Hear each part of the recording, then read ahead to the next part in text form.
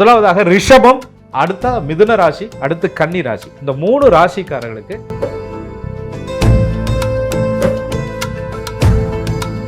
எந்த ராசிக்கு கடன் தீரப்போகுது, எந்த ராசிக்கு எதிரிகளுடைய தொந்தரவுகள் குறைய போகுது, எந்த ராசிக்கு புதிய முயற்சிகள். அந்த குரூப் தேர்வுல 1000 பேர் எழுதும் போது ஒரு 100 பேர், அதுல ஒரு 10 பேர், அதுல ஒரு 4 பேர்.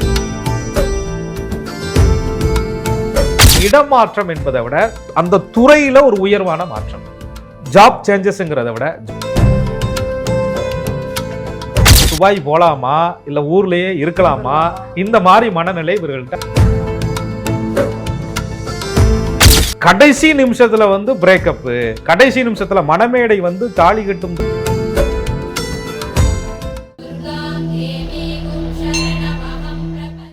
நூற்றி 37 நாட்கள், ஜூலை 26 முதல் டிசம்பர் 10 வரை சனி வக்ர பெயர்ச்சி காலம் நடைபெறுகிறது.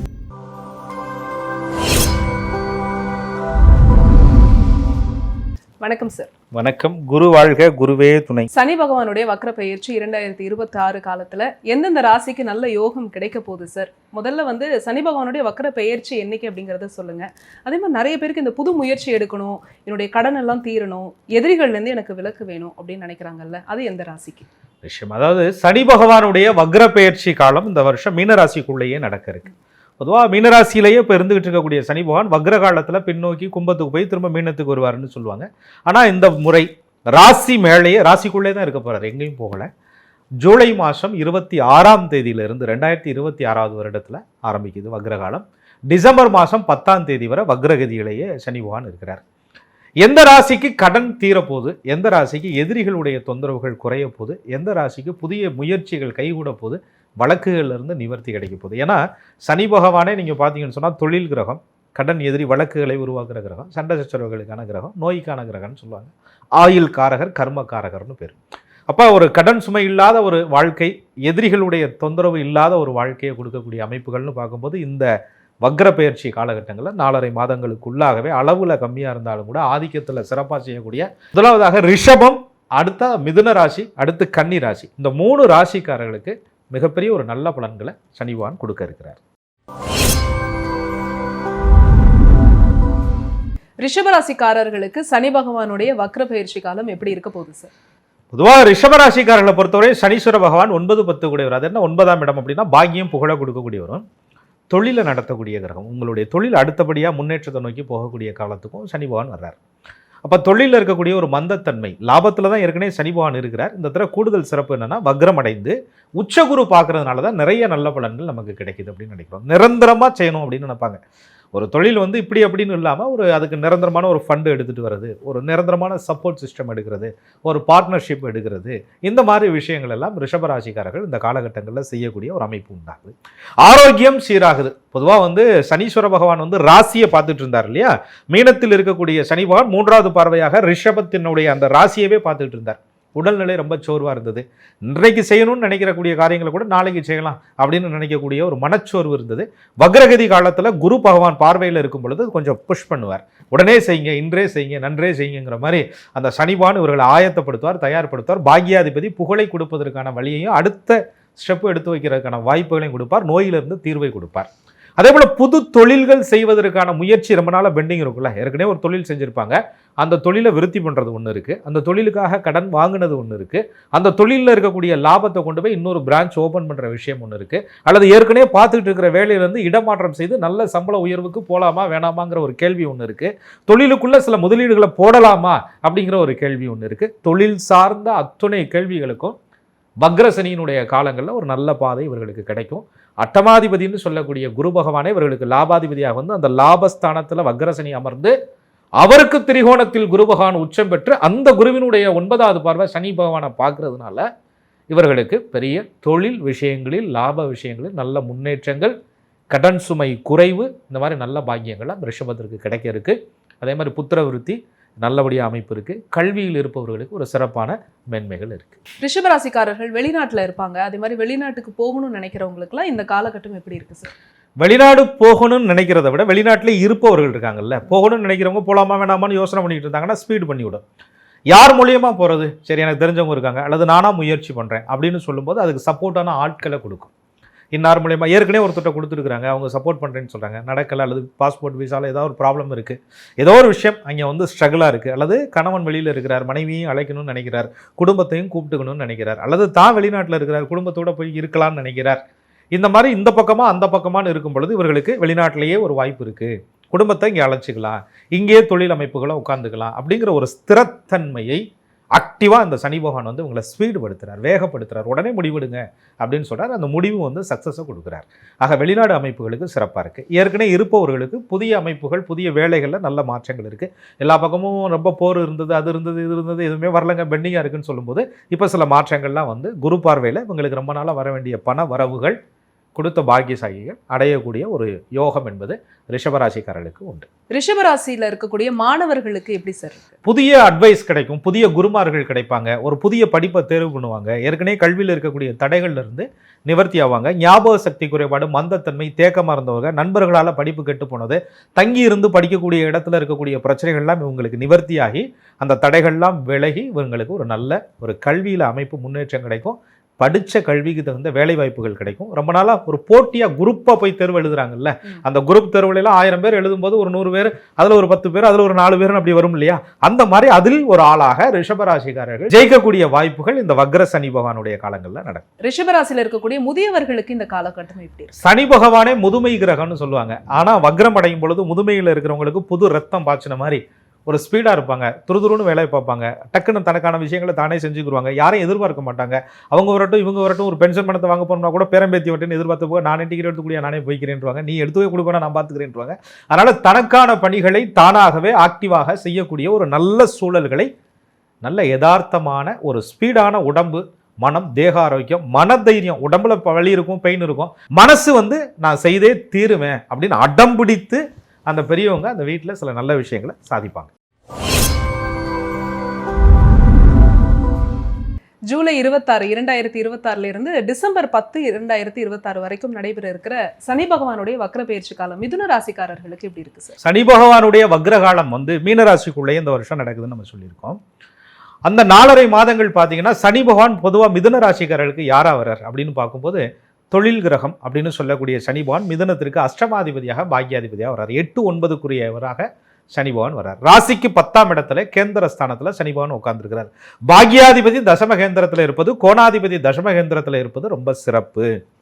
அப்ப ஏற்கனவே சனி 10ஆம் இடத்துல தானே இருக்கிறாரு அப்படின்னு சொன்னா வக்ரம் பெற போகிறார். வக்ரம் அடைந்து உச்ச குருவினுடைய பார்வை, குரு வீட்டில் இருக்கிறாரு, அந்த வீடு கொடுத்த குரு உச்சமா இருக்கிறாரு, அந்த உச்ச குருவினுடைய பார்வை சனீஸ்வரனுக்கு விழுகுது. எப்படி பாருங்க. அப்ப மிதுன ராசிக்காரர்களுக்கு தொழிலில் நல்ல மாற்றங்கள், தொழிலில் மாற்றம்னு சொன்னா இடமாற்றம் என்பதை விட அந்த துறையில ஒரு உயர்வான மாற்றம், ஜாப் சேஞ்சஸ்ங்கிறத விட ஜாபுக்குள்ள ப்ரமோஷன், அந்த வேலையில ஒரு உயர்வு, பணியில கூடுதல் பணிகளால் கிடைக்கக்கூடிய தனி வருமானங்கள், உபரி வருமானங்கள், தனி லாபம், ஒரு துறையில் இருந்து கொண்டே பன்முக வேலைகளை செய்து வருமானத்தை ஈட்டுறது, பல இடங்கள் சுற்றி பார்க்கறது, சுற்றுலா போகிறது, தெய்வ விஷயங்களை செய்கிறது, இந்த மாதிரியான ஒரு நல்ல காரியங்கள் எல்லாம் வேலையிலையும் கெடாம, இவர்களுக்கு கிடைக்கக்கூடிய பாக்கியமும் கெடாம, புகழும் கெடாம, ஆலயம் சம்பந்தப்பட்ட விஷயங்களும் இவங்களுக்கு நடந்து ஒரு சிறப்பான ஒரு பலனை சனி பகவான் இந்த மிதுன ராசிக்காரங்களுக்கு கொடுக்க இருக்கிறார். மிதுன ராசிக்காரர்களுக்கு குரு பகவான் 2ஆம் இடத்துல இருக்கிறதுனால இந்த சனி பகவானுடைய வக்ர பயிற்சி காலத்துல திருமணம் நடக்குமா, இல்ல அதுல ஏதாவது தடங்கள் இருக்குமா சார்? நிச்சயமா. ராசிக்கு 2, 5, 7, 9, 11 குரு வரும் காலங்கள், மன்னவன் பொன்னவனுடைய பார்வைப்படும் காலங்கள் ஒருவருக்கு திருமண அமைப்பு யோகம் உண்டுன்னு சொல்றாங்க. அப்படி பார்த்தா மிதுன ராசிக்காரர்களுக்கு குரு பார்வை ஆல்ரெடி வந்துருச்சு. ஆனா இவங்கள்ட்ட ஒரு மைண்ட் என்னன்னா, வேலையில ஸ்டேபிள் ஆயிடுறேன், ஒரு வேலையை வாங்கிடுறேன், அந்த வேலையில் ஒரு நல்ல சம்பளத்தில் உட்காந்துடுறேன், இந்த தொழிலை தொடங்கிடுறேன் அப்படின்னு நினச்சிட்டு இருப்பாங்க. டபுள் மைண்டடாகவே இருப்பாங்க. கல்யாணம் பண்ணலாமா, அல்லது வேலையில் வர வருமானத்தை தக்க வச்சு கொஞ்சம் சேவிங்ஸ் பண்ணிட்டு பண்ணலாமா, அல்லது துபாய் போகலாமா, இல்லை ஊர்லேயே இருக்கலாமா, இந்த மாதிரி மனநிலை இவர்கள்ட்ட அதிகம் இருக்கும். டபுள் மைண்டட் இருக்கும், ஓவர் திங்கிங் அதிகம் இருந்துகிட்டே இருக்கும். அது ஓவர் திங்கிங்கிறது டபுள் ட்ரிபிள் ஆகி அது பாட்டில் 4, 5ன்னு போய்கிட்டே இருக்கும். சனி பகவான் வந்து இவங்களை கண்ட்ரோல் பண்ணுறார். இதுதான் வாழ்க்கை, இதை செஞ்சால் போதும், இந்த லிமிட்டும் உங்களுக்கு கரெக்டாக இருக்கும், இதுல இருந்து ஒரு உயர்வு கிடைக்க போகுதுங்கிற பிளானை கரெக்டாக போட்டு அதுக்குள்ளே நின்றுக்குருவாங்க. கோட்டை தாண்டி போக மாட்டேங்கிற மாதிரி, என் கோட்டுக்குள்ளே நீ வரக்கூடாது, உன் கோட்டுக்குள்ளே நானும் வர மாட்டேங்கிற எல்லையை சரியாக மிதுன ராசிக்காரர்கள், தன்னுடைய இலக்கை சரியாக மிதுன ராசிக்காரர்கள் தேர்வு செஞ்சிருவாங்க. அந்த இலக்கை தேர்வு செய்வதற்கான வாய்ப்பை சனிவான் இவர்களுக்கு கொடுக்குறார். இலக்கு நோக்கிய பயணம் தோற்பதாக சரித்திரமே கிடையாது. ஆக மிதுனத்திற்கு இலக்கு நோக்கிய பயணம் இந்த காலகட்டங்களிலே வெற்றியாகும். படிக்கின்ற ஸ்டூடெண்ட்ஸுக்கு நல்ல வாய்ப்பு கிடைக்கும். வேலையில் இருப்பவங்களுக்கு தன்னுடைய திறமையை நிரூபிப்பதற்கான சூழல் அமையும். இன்னொருத்தருடைய பணி இவர்களுக்கு கிடைக்கும். தன்னை நிரூபிக்கிறதற்கான வாய்ப்பு உண்டாகும். உயர் அதிகாரிகளிடத்துல நல்ல பெயர் கிடைக்கும், அல்லது இவர்களே உயர் அதிகாரியாக மாறக்கூடிய சூழல் உருவாகும். சரியான வழிகாட்டுதல் இவர்களுக்கு கிடைக்கும். திருமண அமைப்பு சுபமாக நடக்கும். பெரியவர்கள் அப்படின்னு சொல்லக்கூடியவங்க அப்புறம் பார்க்கலாம் காசுனால தள்ளி போன விஷயங்கள் கூட வக்ரசனி காலங்களில் தூண்டப்பட்டு உடனே பண்ணு அப்படின்னு சொல்லக்கூடிய ஒரு அமைப்புக்கு உண்டாகும். 10ஆம் இடத்திலே சனி பகவான் வக்ரம் பெற்று ராசிக்கு 4ஆம் இடத்தை சுகத்தை பார்த்து 10ஆம் இடத்திலே இருக்கக்கூடிய வக்ரசனி மிதுன ராசிக்கு 7ஆம் இடம்னு சொல்லக்கூடிய களத்திரஸ்தானத்தை பார்த்து தடைகளை உண்டு பண்ண மாட்டார். சனி பகவானுடைய பார்வை மட்டும் படும் பொழுது தடைகள் இருந்தது.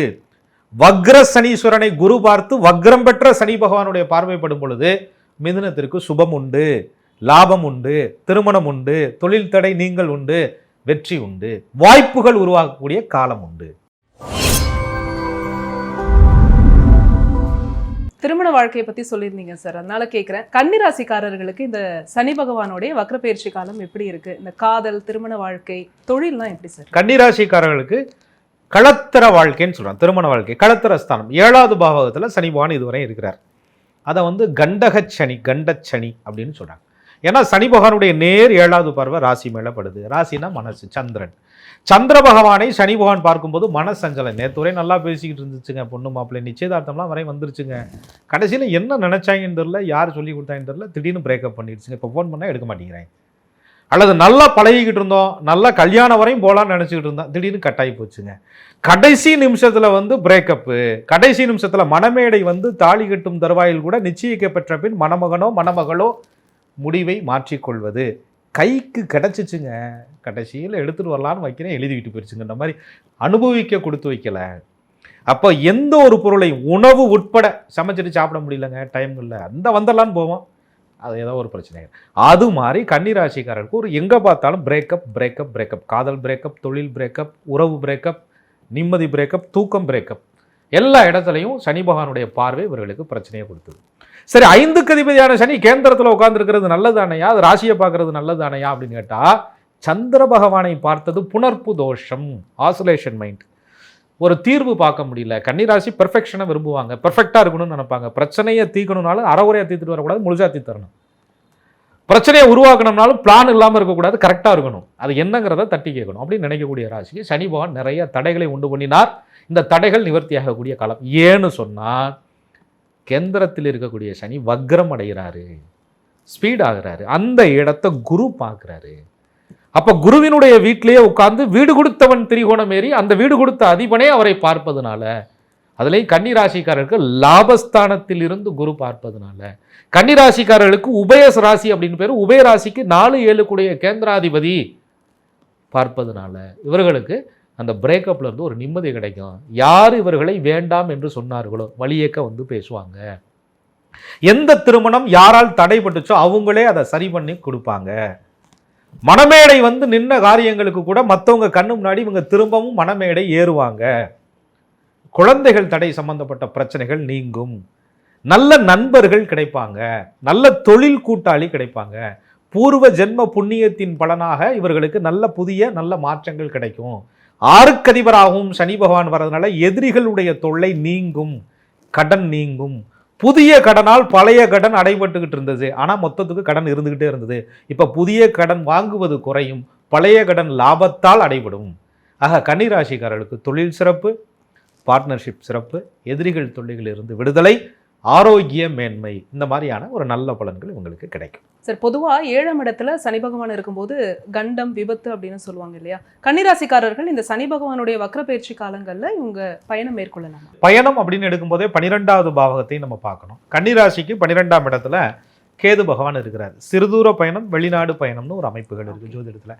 கன்னிராசிக்காரர்களுக்கு 5, 6 கூடிய சனி பகவான் 7ல் உட்காரும்போது பயணங்களால பிரச்சனை. 4க்கு அதிபதியான குரு பகவான் ராசிக்கு லாபத்தில் இருக்கிறது. அந்த குருவினுடைய பார்வை படுறதுனால பயணத்தடைகள் நல்லதுதான். பயணத்தடைகள் நல்லதுன்னா பயணத்தில் இதுவரை ஏற்பட்ட தடைகள் எல்லாம் இவங்களுக்கு நீங்கும். பயணங்கள் சிறப்பாக இருக்கும், வெளியில் போய் தங்குறதுக்கான சூழ்நிலைகள் நல்லா இருக்கும். ரொம்ப குழப்பமாக இருந்த மனநிலை, போலாமா வேணாமான்னு முடிவுகள் எடுக்க முடியாமல் தடுமாறின சூழல் கூட இந்த காலகட்டங்களில் கன்னிராசிக்காரர்களுக்கு சிறப்பாக நடக்கும். சனி பகவானுடைய வக்ர பயிற்சி காலங்கள்ல ரிஷபராசி, மிதுன ராசி, கன்னிராசிக்காரர்களுக்கு என்ன மாதிரியான பலன்கள்லாம் கிடைக்க போகுது அப்படின்ற விஷயத்த சொன்னீங்க. தொடர்ச்சியா மற்ற ராசிகளுக்கும் பேசலாம் சார். மிக்க நன்றி. நன்றி. குரு வாழ்க, குருவே துணை.